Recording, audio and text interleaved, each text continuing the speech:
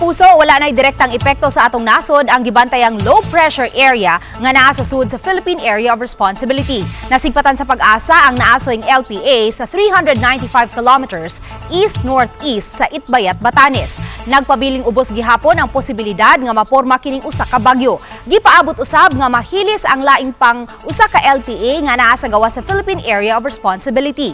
Ang hanging habagat ang nagdala og pag-uwan sa nasod matud sa pag-asa. Base sa Rainfall Forecast sa Metraweather, karong buntaga, gipanglantawan ang mga pag-uwan sa pipila ka bahin sa Central Eastern Visayas. Magpadayon ang halapad nga pag-uwan karong hapon. Posible ang kusog nga pagbunok sa uwan sa pipila ka mga lugar susama sa inyong nakita sa mapa nga anaa sa color orange. Busa kanunay nga magbinantayon batok sa mga hulga sa mga pagbaha ug pagdahili sa yuta.